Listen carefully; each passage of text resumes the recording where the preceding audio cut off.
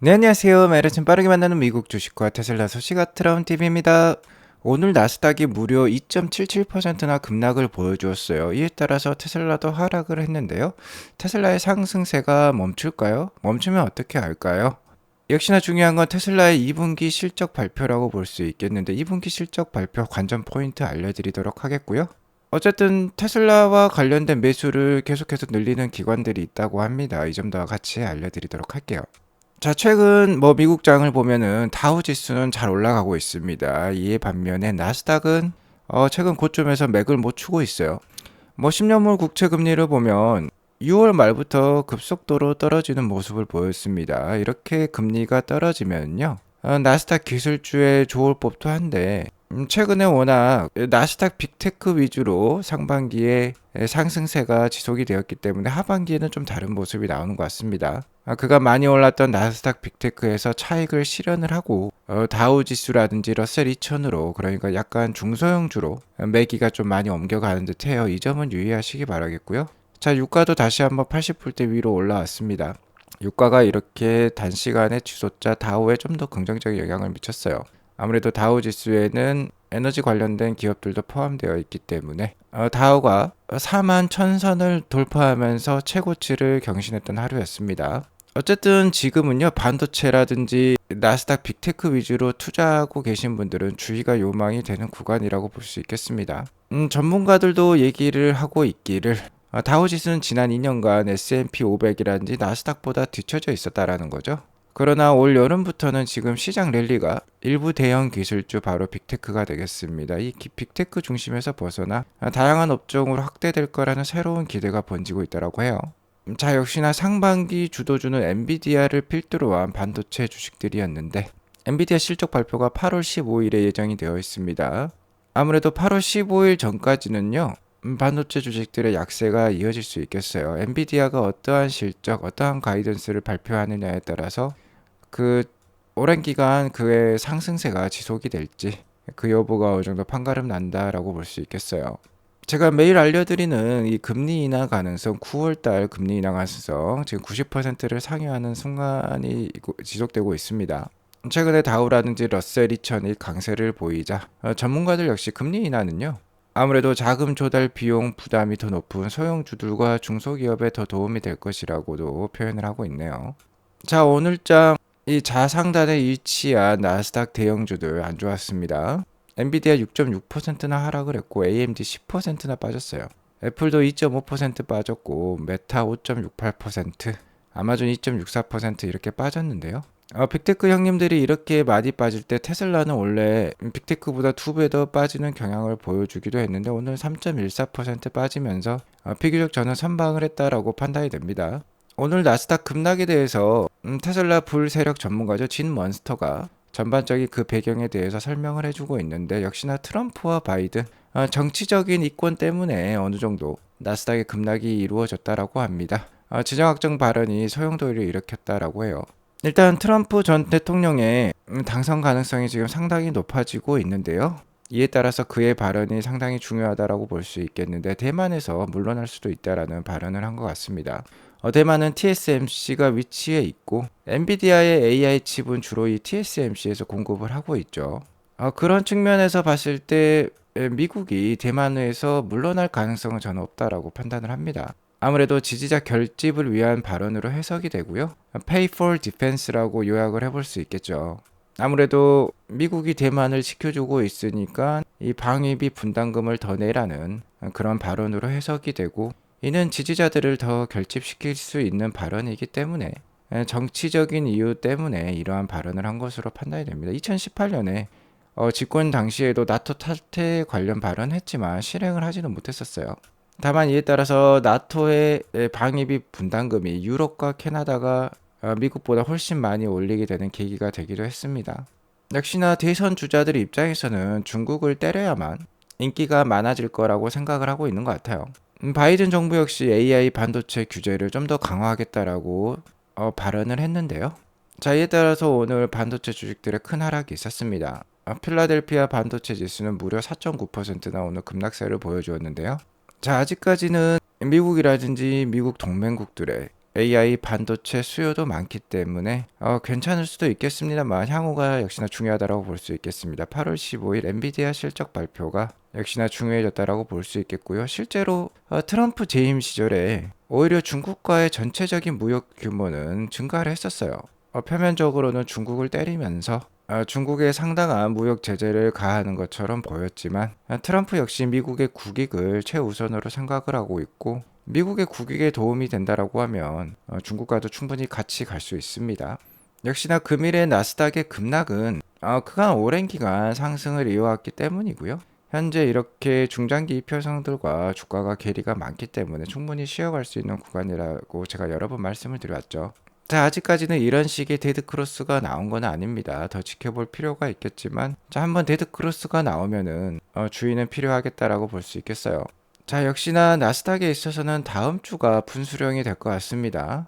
다음 주에 나스닥에 속해 있는 테슬라의 2분기 실적 발표가 7월 23일에 있고요. 마이크로소프트와 구글 알파벳의 실적 발표가 그 다음 날 있습니다.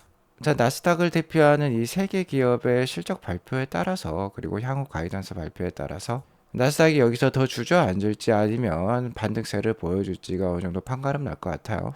자, 그리고 또 하나의 분수령은 금리 인하 시기가 될 것 같은데요. 트럼프 전 대통령은 금리 인하 시기를 늦추라는 듯이 발언을 하고 있습니다. 금리 인하를 함부로 했다가 다시 한번 인플레이션이 상승할 수도 있다라고 발언을 하고 있고요. 아무래도 정치적인 입장에서 발언을 하는 것 같습니다. 금리 인하가 좀이라도 빨리 앞당겨지면은 아무래도 바이든 현재 정부에 유리할 수도 있다라고 판단을 하는 것도 같아요. 이랬든 저랬든 현재 9월달 금리 인하 확률은 98%로서 어제보다는 좀 떨어지긴 했지만 90%를 넘으니까 상당히 높은 확률이라고 볼 수 있겠고 연내 두 차례에서 세 차례까지도 금리 인하가 기대가 되고 있어요. 다만 그간 나스닥이 장기 상승세를 이어온 만큼 오히려 금리 인하가 시작이 되면 미국 경기가 이제 하향세에 접어들었구나라는 인식이 확산되면서 주가가 잠깐은 흔들릴 수도 있겠습니다. 그 점은 주의하시기 바라겠고요.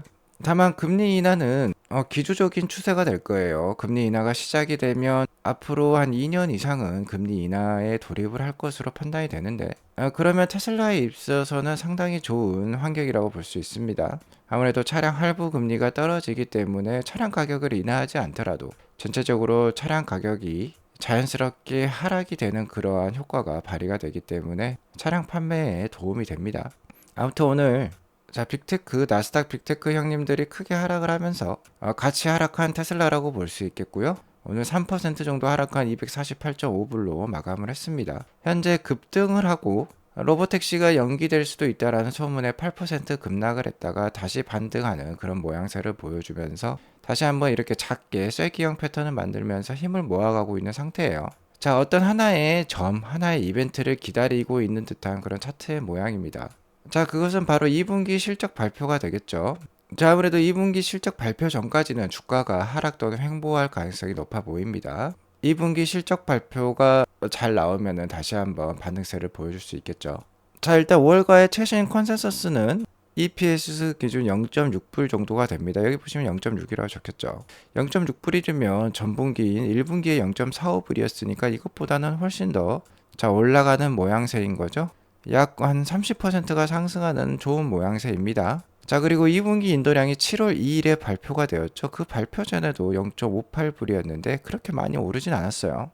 그러니까 테슬라가 EPS 전망치, EPS 이 컨센서스를 비트할 가능성이 상당히 높다. 어닝 서프라이즈를 기록할 가능성이 상당히 높다라고 우리가 생각을 해볼 수 있습니다. 특히 여기 아래 차트를 보시면 블룸버그 단말기가 테슬라의 EPS가 이렇게 기조적으로 2028년까지 상승할 것으로 예상을 하고 있어요. 자, 이렇게 EPS가 성장하는 회사니까 우리가 장기 투자할 필요가 있겠습니다. 다만 전분기랑 비교를 해보면 전분기가 아니라 전년 동기죠.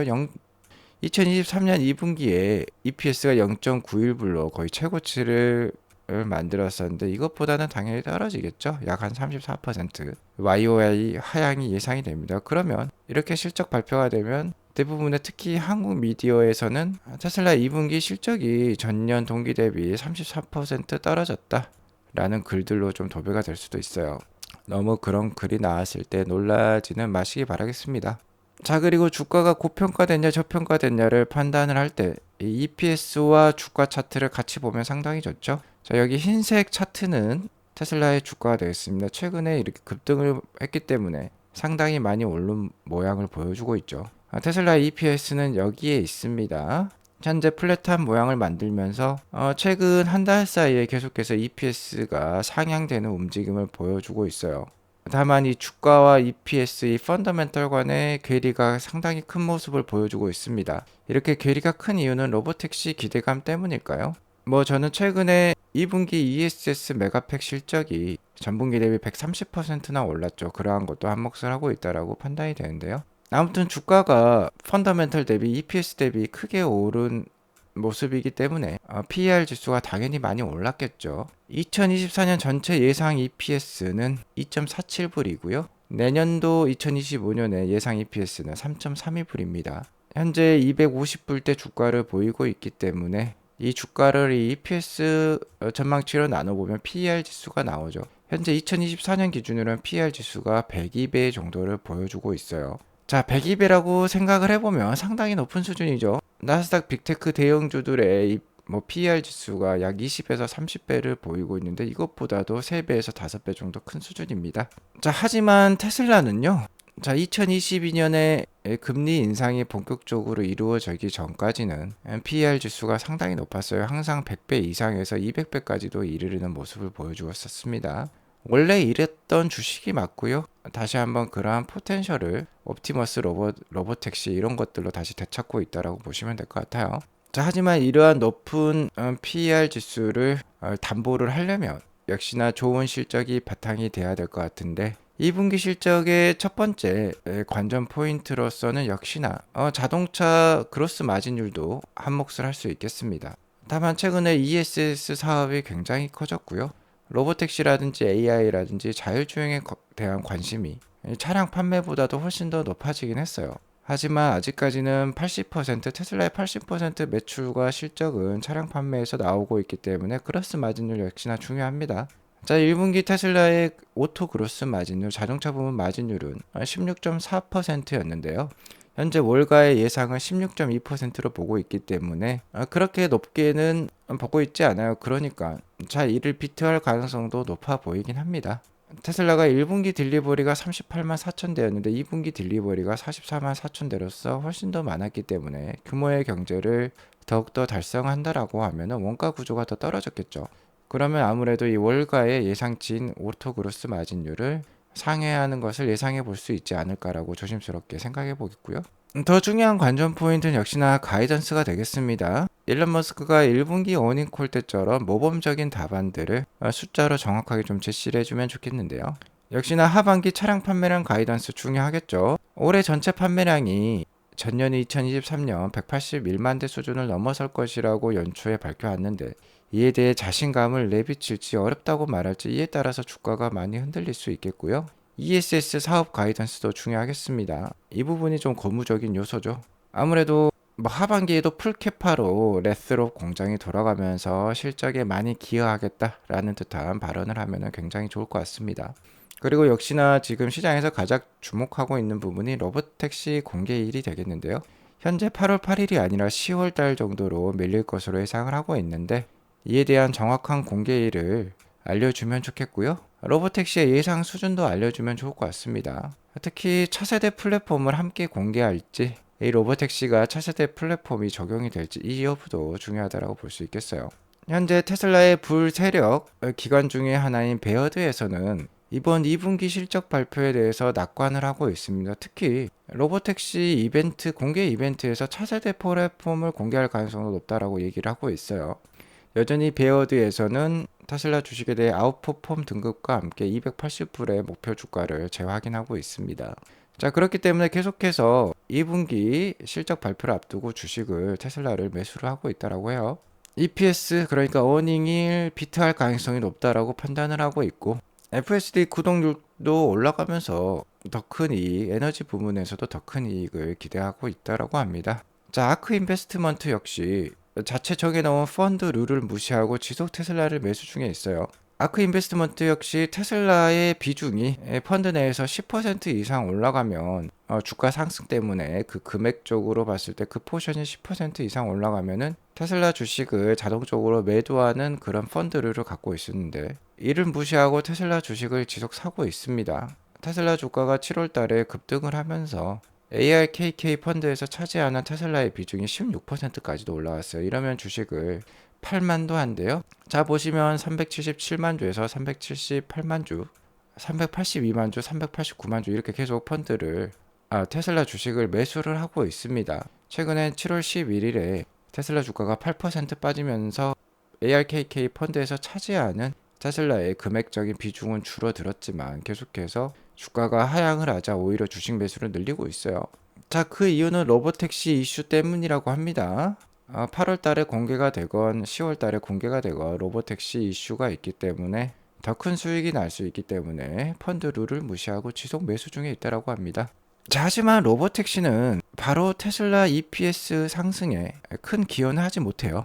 다 이러한 PER 지수 상승에는 기여를 할 수 있겠습니다. 기대감을 높일 수 있다라는 건데 뭐 국가 간 각종 규제도 남아 있고요. 내년까지 뭔가 대규모로 로보택시가 생산되기는 어려울 거예요. 내년 말이나 되어서야 대규모 생산이 이루어질 수도 있을 것입니다.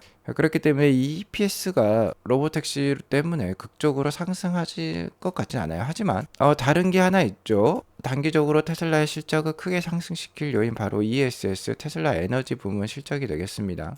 자 보시면 2분기 실적 전분기 대비 130% 이상 오르면서 9.4GWh를 기록을 했고 거의 레스로 공장이 이제 풀캐파로 돌아가고 있다라는 게 입증이 되었죠.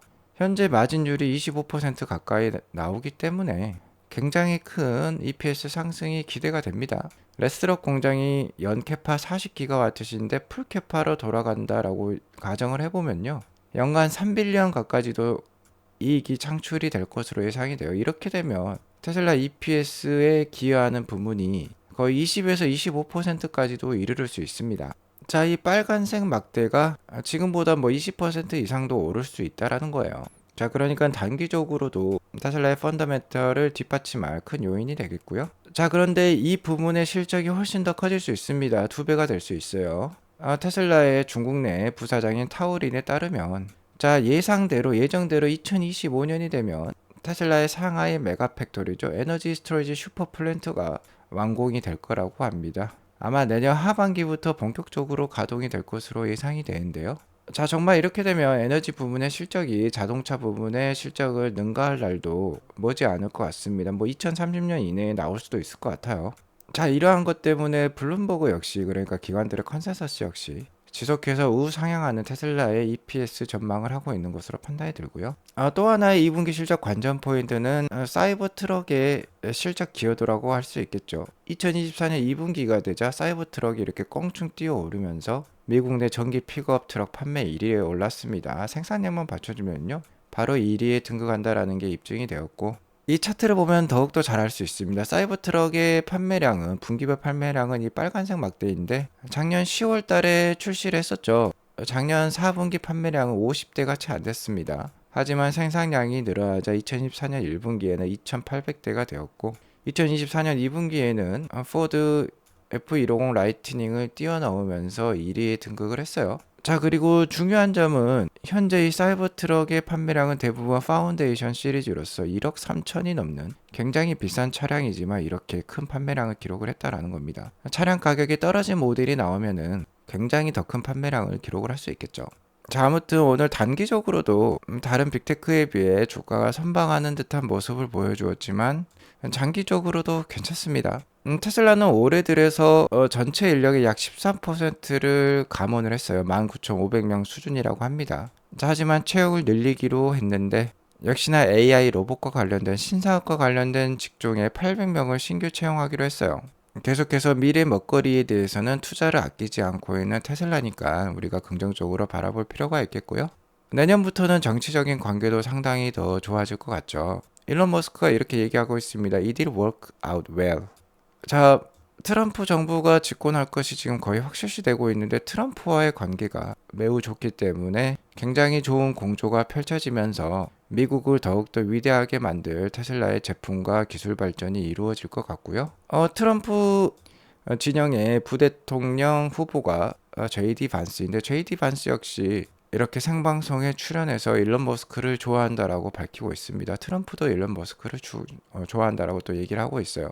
미국 정치권의 비호까지 받으면 굉장히 좋은 앞날이 펼쳐질 테슬라라는 거 우리가 생각해 볼 수 있습니다. 자, 특히 저는 내년에 이러한 시츄에이션을 주목을 하고 있어요. 2025년까지 옵티머스를 테슬라 공장 내에 1000대 운영할 것으로 일론 머스크는 밝히고 있고 올해 연말에 옵티머스 제너레이션 세 번째 버전을 발표할 예정에 있죠. 자, 내년 1000대 옵티머스가 운영되는 그 영상이 언론에 공개가 되면 센세이셔널 할 거예요. 이 순간까지 테슬라를 잘 모아가시면 좋겠습니다. 오늘 이것으로 방송을 마치겠고요. 오늘 방송이 도움이 되었으면 구독과 좋아요 알람 설정 꼭 눌러주세요. 행복한 하루 되시기 바라겠습니다. 감사합니다.